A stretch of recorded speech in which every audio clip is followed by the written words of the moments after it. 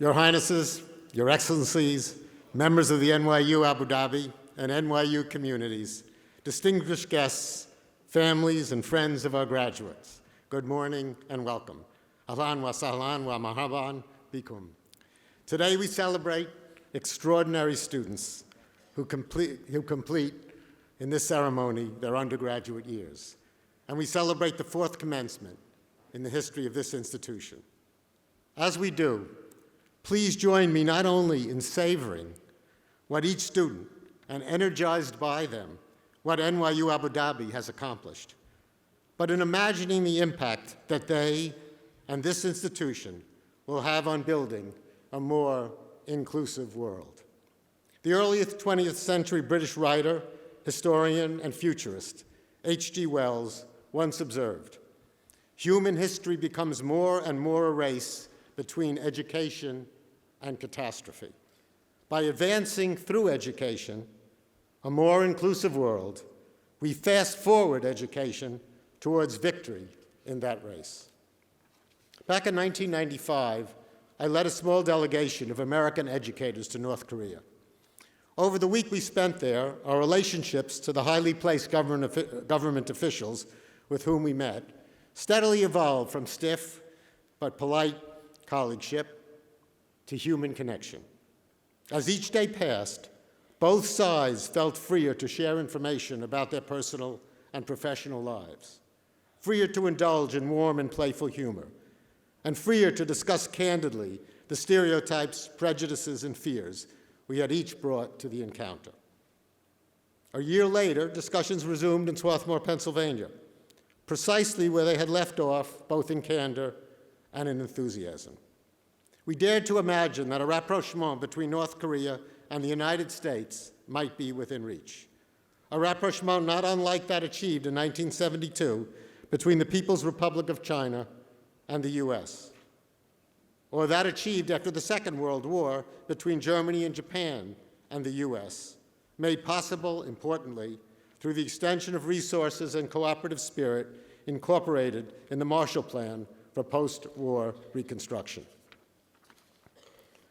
Constructive dialogue between the United States and North Korea then continued at the government level until 2002, when US President George W. Bush, in a sudden expression of muscular, exclusionist ideology, labeled North Korea a member of the so-called axis of evil, a pariah nation impermeable to initiatives of candor and trust.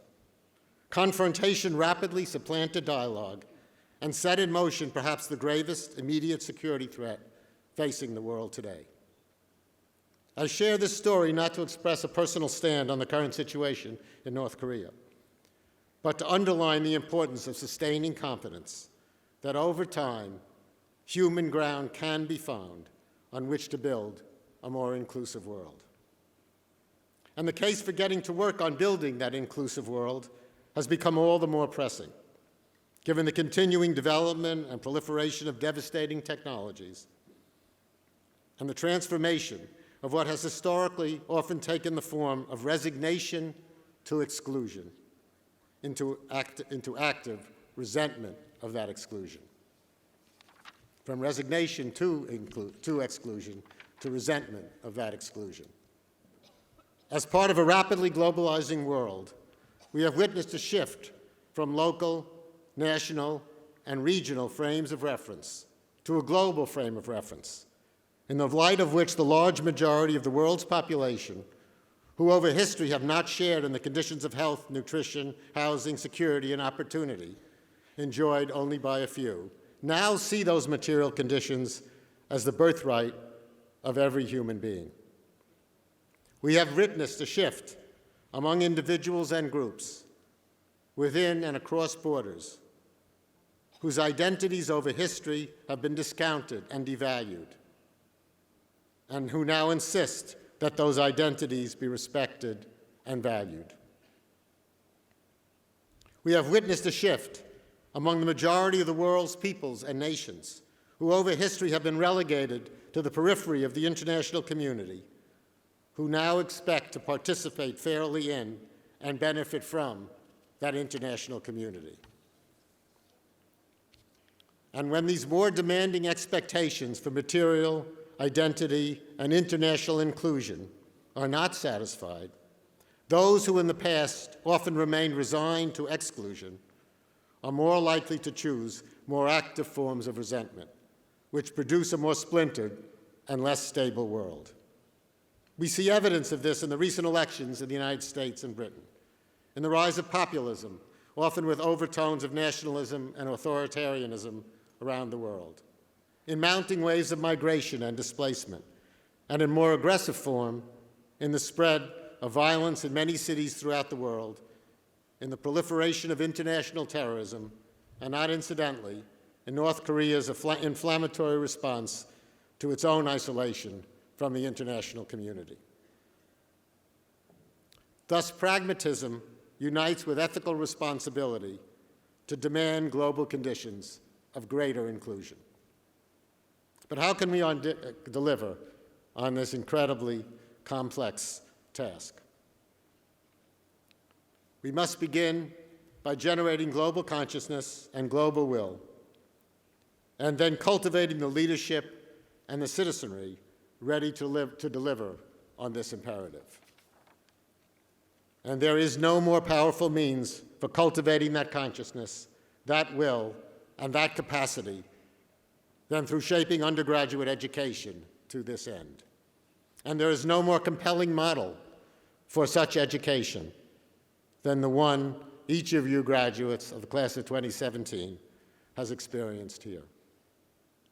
I expected my own undergraduate experience at Princeton to help equip me to become an agent of a more inclusive world, and so chose to major at its Woodrow Wilson School, then considered the leading American institution for the study of U.S. foreign policy and world order.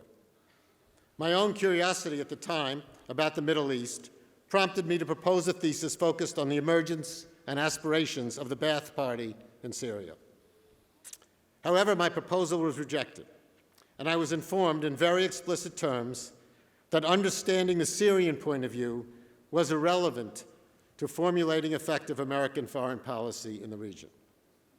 Not long after, I decided to pursue another major at Princeton. Interestingly, many in the Woodrow Wilson School community were also soon to play a central role in supporting the American war in Vietnam, a war which ended in major loss of life, with little nor almost nothing achieved in terms of American interest. This consequence, I am convinced, resulted from a mindset that refused to take account of the circumstances and aspirations of the other in defining American policy.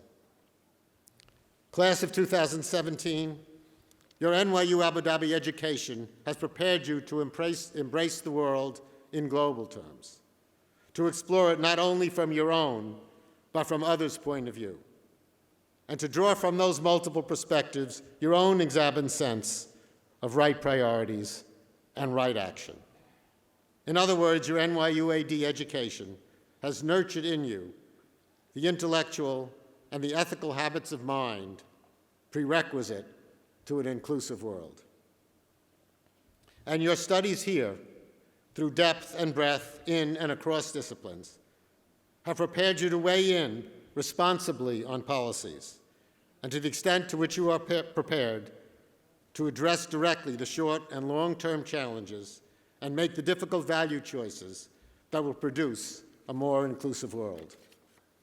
For instance, your engagement with the perspectives, knowledge, and methods of science, math, and technology equips you to contribute to the advances that will produce a healthy, connected, and productive life on world scale. Your study of economics equips you to create and test the means for realizing levels of global productivity and distribution sufficient to ensure the availability of food, water, energy, employment, and opportunity for everyone.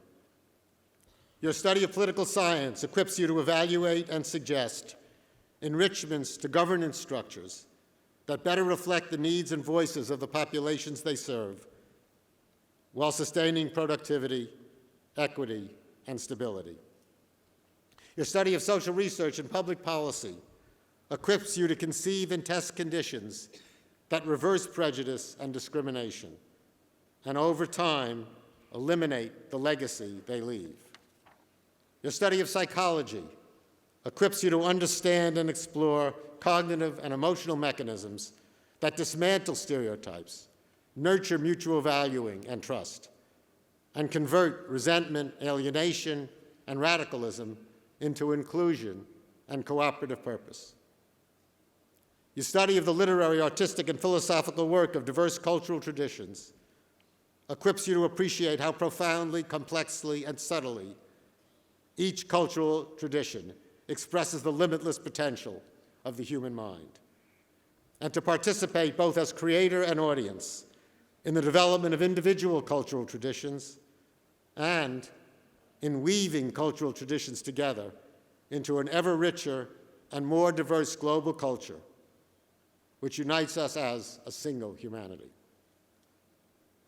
Your study of history equips you to recognize that transformations in consciousness, which seemed at first impossible to effect, can over time take hold and provide motivation and direction to a more responsible world.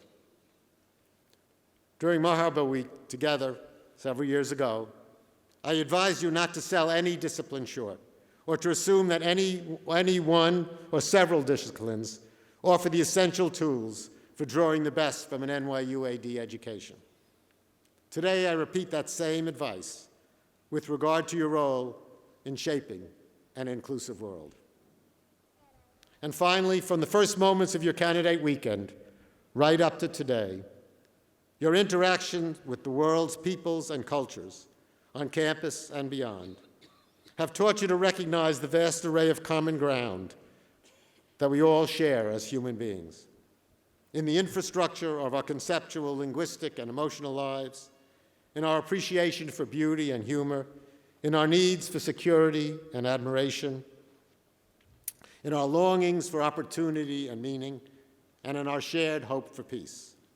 And that recognition of fundamental human commonality, drawn from the breadth of your educational experience here, equips you to build with others the commitment to inclusion that will make a more inclusive world a 21st century reality. Graduates of the class of 2017, be the agents of that more inclusive world and ensure that education wins the race against catastrophe. NYU Abu Dhabi feels the deepest pride in each of you and wishes you our warmest congratulations on this extraordinary day. Thank you.